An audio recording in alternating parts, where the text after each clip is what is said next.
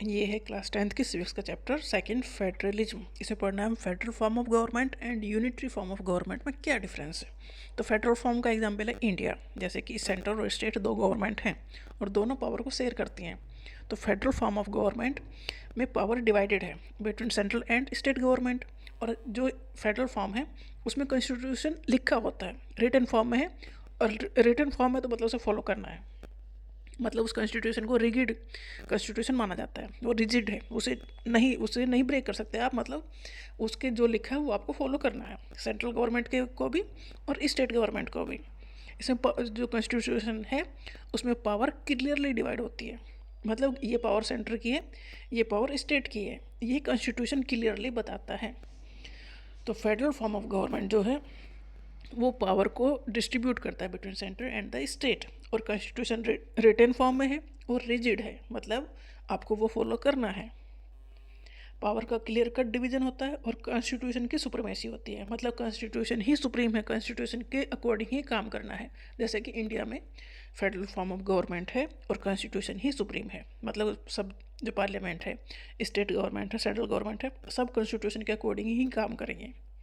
Court है, सब कुछ चीज़ कॉन्स्टिट्यूशन के हिसाब से चलेंगी। और कॉन्स्टिट्यूशन जब लिखा गया ना उसके बाद उसमें जैसे ज़रूरत के हिसाब से उसमें चेंजेस करते रहती है पार्लियामेंट।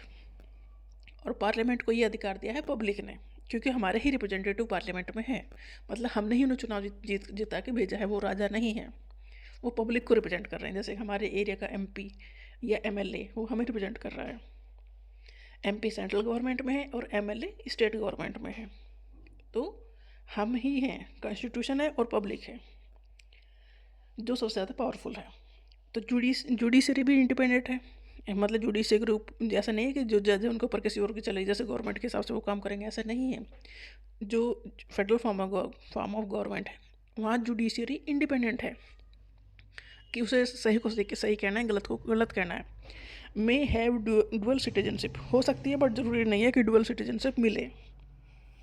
जैसे कि इंडिया है, हम एक सेंटर देखो, हम एक स्टेट के भी नागरिक हैं और सेंटर के भी। जैसे हमारी इंडिया है, हम यूपी से हो सकते हैं, बिहार से हो सकते हैं, बंगाल से हो सकते हैं, कहीं से भी हो सकते हैं। तो हम स्टेट के भी हैं और कंट्री के भी हैं। तो डुअल सिटीजनशिप हो सकती है, पर हमारे यहाँ सिंगल सिटीजनशिप ही चलती है। तो फेडरल फॉर्म ऑफ गवर्नमेंट कहाँ कहाँ पर है? India, Australia and USA. Unitary form of government का मतलब ये है कि पावर एक जगह ही है, बस सेंट्रल गवर्नमेंट के पास ही है, स्टेट गवर्नमेंट का उसमें कोई वो नहीं है। All powers are concentrated in one central government.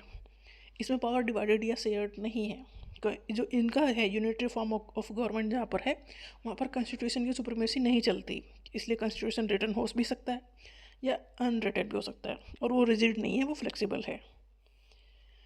अब कॉन्स्टिट्यूशन की इतनी नहीं चलती तो पावर का जो डिवीजन है वो भी इतना नहीं चलता। सेंट्रल अथॉरिटी ही सुप्रीम है, यहाँ पर सिंगल सिटीजनशिप है।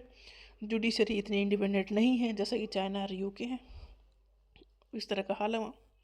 यहाँ यूनिटरी फॉर्म ऑफ गवर्नमेंट है, मतलब जैसे चाइना है वहाँ यूनिटरी फॉर्म ऑफ गवर्नमेंट है, एक ही गवर्नमेंट है, स्टेट का कोई ऐसा मतलब नहीं है। तो वो डेफिनेटली डेवलप भी कर जाते हैं इन केस में, क्योंकि उन्हें किसी को मनाना नहीं है, किसी को समझाना नहीं है।